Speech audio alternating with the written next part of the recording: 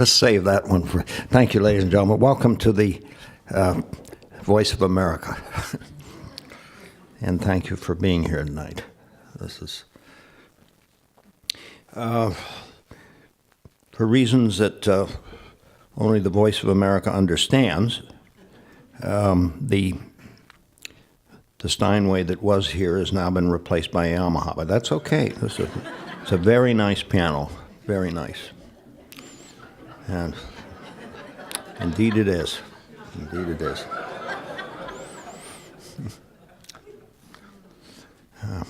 I never thought I would live to see the day when I'd say such a thing. But this is my beloved and brilliant colleague,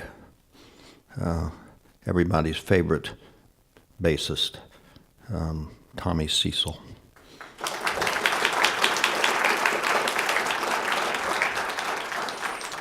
I was thinking of a theme for tonight's program that would be not controversial, and with elections coming up on Tuesday.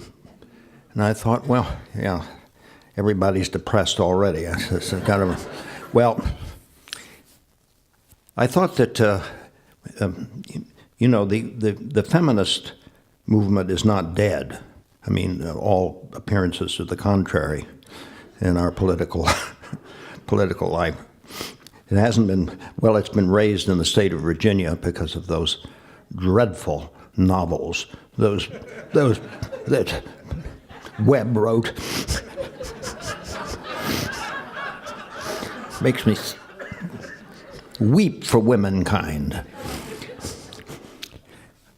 So we're going to play a tune that I first heard or knew as a jazz piece, although it was a song in a movie, I guess. It was written by Burton Lane and Frank Lesser.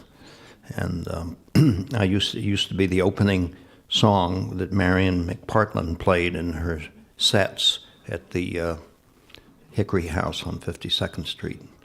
So that's our opening salvo for feminism, is the first tune that Marion McPartland played back in 1952 at the Hickory House.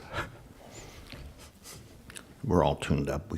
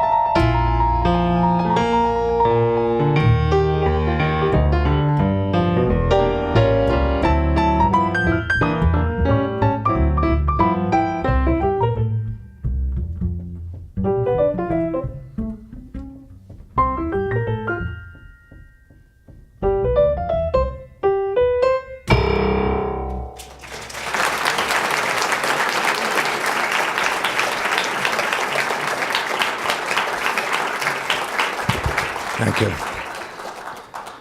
Boy, now that tune to me is so reminiscent of what was really a bygone time. It was 52nd Street was past its great, the peak, which was, but I got in just kind of on the end of it.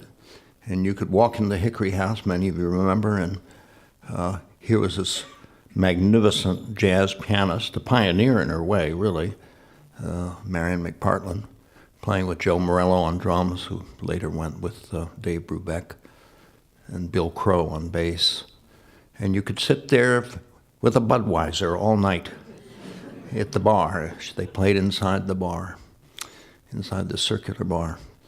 It was just heavenly. And I remember walking in as a freshman at Yale. Sometimes I begin my programs by saying, I'm a graduate of Yale University and I've come to play the piano for you.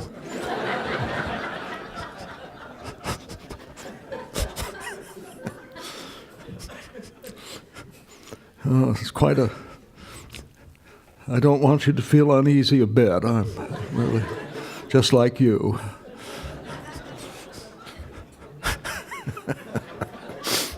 Anyway, I walked in and I can see the bartender. I can't remember. His name was Butch or Spike or something like that. New York bartender. And he just looked at me. I ordered a Budweiser. He said, what college you go to? And I said, Yale. Or Yale. And he said, Bula Bula.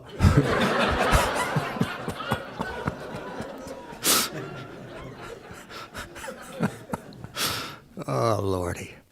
Well, let's continue the... I don't know whether we did anything for the women in that one or not, but here's one that was written by another great pioneering lady, song called, well, you'll know what it is. I know the tune. The composer's name was Anne Ronell, and she was born in Omaha, I think.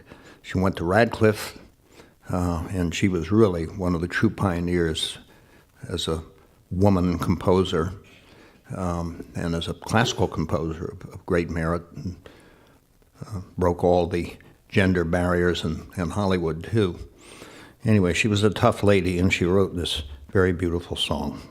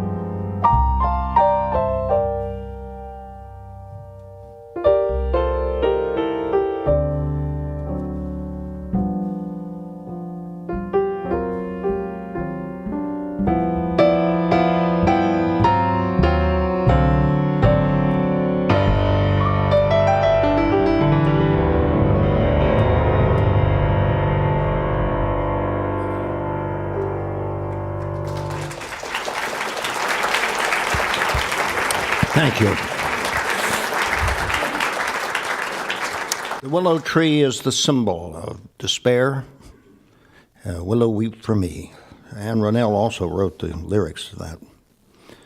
Really quite an extraordinary song. So now various other composers have turned to the willow for inspiration. Gilbert and Sullivan, Titwillow, Titwillow, Titwillow. And then Fats Waller, of all people, wrote this thing. I'm just going to play it's so much in the mood of the previous one. This is a sly way of getting into a Fats Waller medley, really, using the willow tree as the natural segue. Not everybody would think of that, but listen, the Smithsonian obliges you and actually inspires you to think of, you know what I'm. So, this is a tune that he wrote, a blues tune that he wrote in the 20s, and the only recording I think that he ever made of it is an organ recording of it. It sounds like he's in a skating rink, but it's a beautiful, beautiful song. It's just called Willow Tree. And then Tommy will join me on the second number, which I will decide what it's going to be while I'm playing the first number.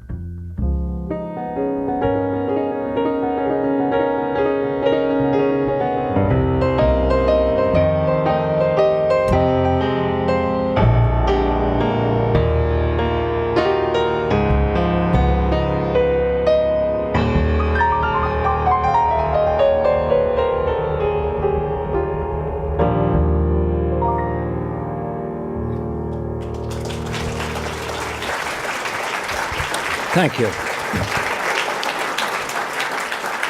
That was, I think, the first jazz waltz. It was called the Jitterbug Waltz. Now, here's a tune. We're going to do two tunes now by Fats. I may sing the lyric to the second one, but probably not. The first one, however, bears mention because it was written in the days when double entendre lyrics were both a necessity and a delight. It went right under the censors, got under the radar, such as it was, and the words to this seemed extremely innocent. But then, when you realize that the original name of the song was "The Boy in the Boat," then only the cognoscenti would know what that means. But anyway, not too many. Well, it is a bit delicate. But anyway, the tune then became known as "Squeeze Me," and if you'll listen to the lyrics very carefully, or not, as your moral standards dictate, you'll hear what all the fuss is about. This is by Fats Waller.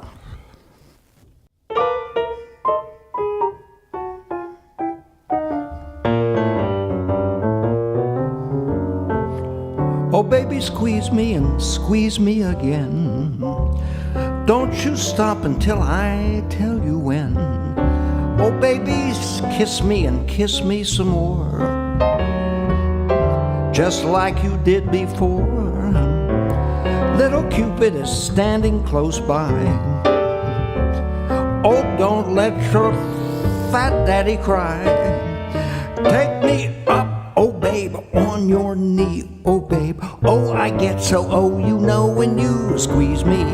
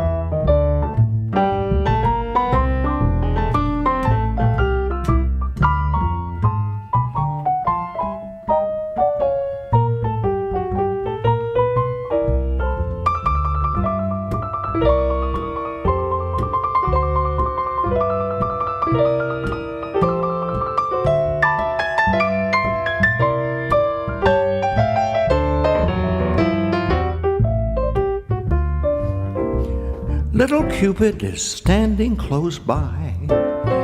Oh, don't let your fat daddy cry. Take me up, oh babe, on your knee, oh babe. Oh, I get so, oh, you know when you squeeze me.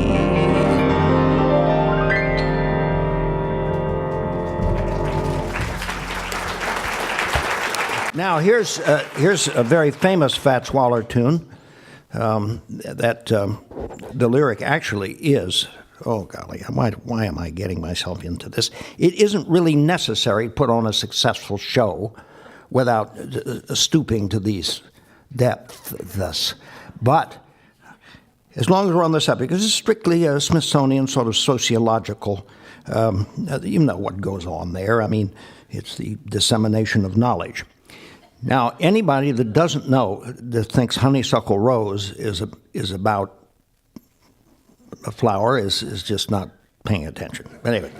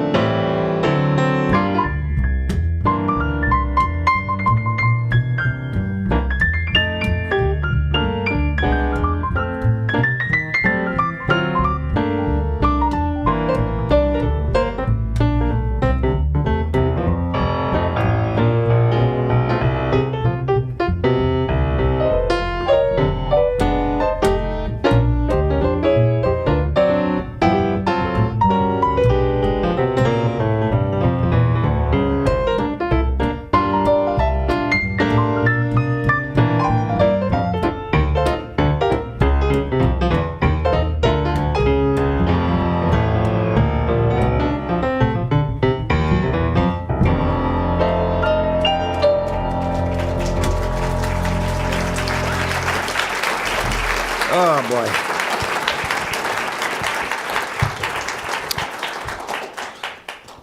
Yes, sir. Man, Tommy, golly. I thought Tommy would get worse as he's gotten older because he was so good when he was younger. Doesn't appear to be the case. All right.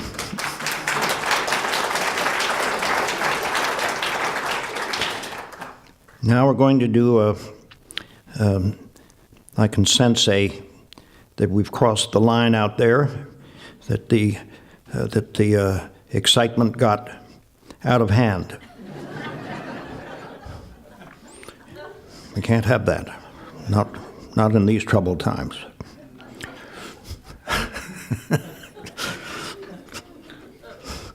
Well, next thing you know, Tommy and I'll be playing rock and roll because we just get seduced by the excitement.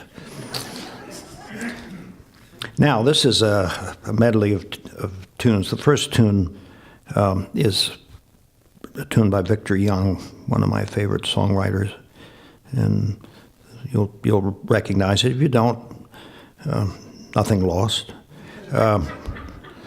Then we're going to do a little Latin tune that I've loved for a long time, and anyway, that's the plan.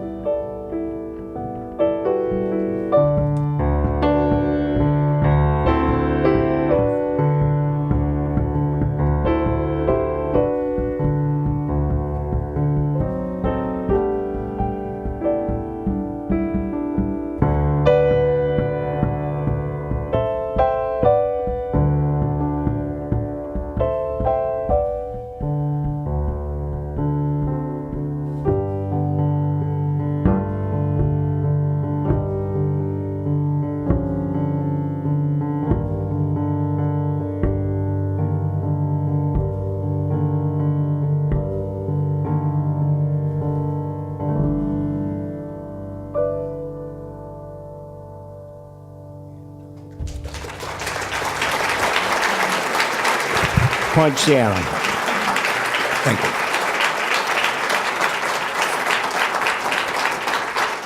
Now we're going to close out the first half here, ladies and gentlemen, with a tune that is a request from some old friends. Basically, my old friends are the people that come to hear us, and that's good.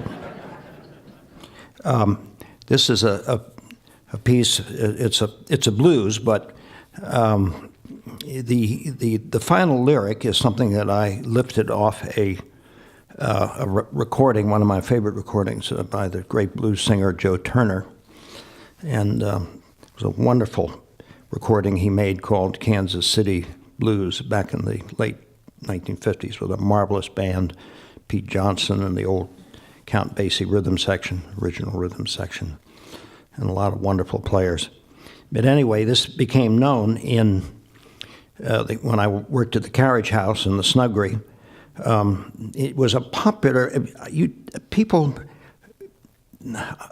amaze me. I mean, that's why I'm in this business. There was an English woman who came in who the only thing she wanted to hear is, "Mr. Eaton, please play that charming necrophilia blues." Now, just listen for the last lyric and you'll... Absolutely amazing.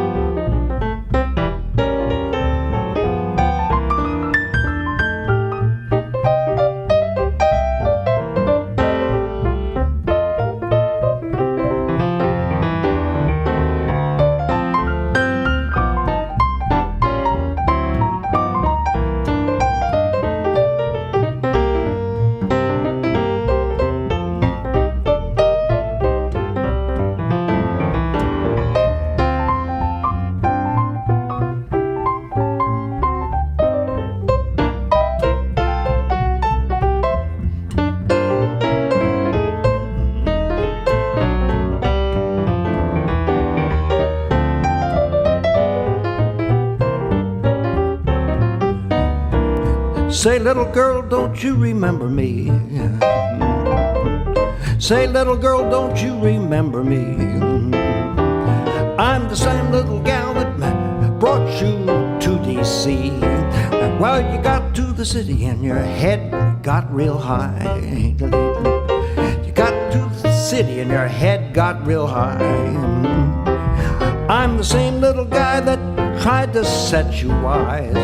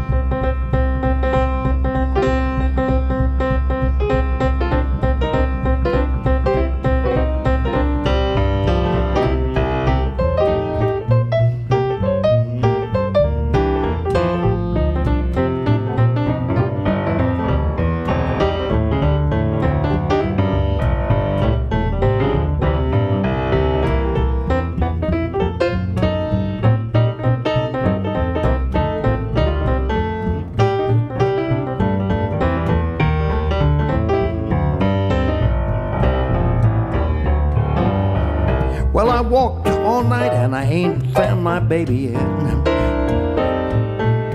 Walked all night and I ain't found my baby yet. I walked all night and my feet got soaking wet.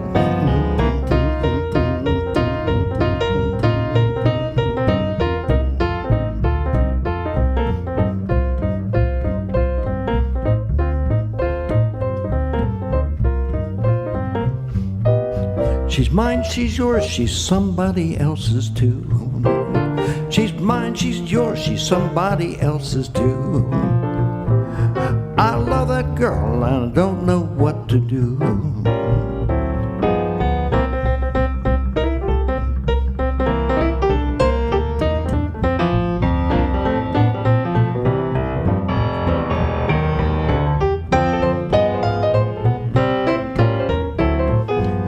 Now you're so beautiful, but you got to die someday. You're so beautiful, but you got to die someday. All I want's a little loving just before you pass away.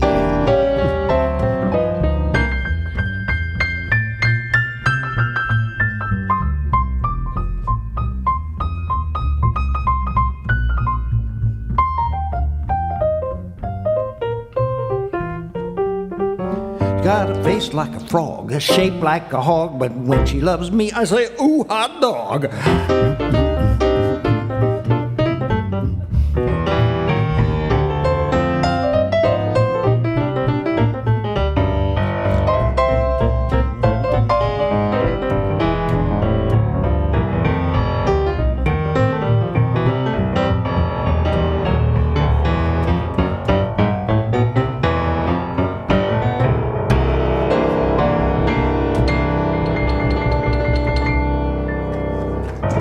Thank you, ladies and gentlemen. Tommy Cecil on the bass. Thank you. That lyric got nary a ripple. Nary a ripple. It's an English thing, really. The British understand it better than we do. Thank you so much. We're going to be back after a short break, and we're going to try and stir up a decent cup of coffee. For all its virtues and the wonderful work that the Voice of America does, they have absolutely abominable coffee. But you see, nobody cares about that either. Okay, we're going to take a short break. Thank you.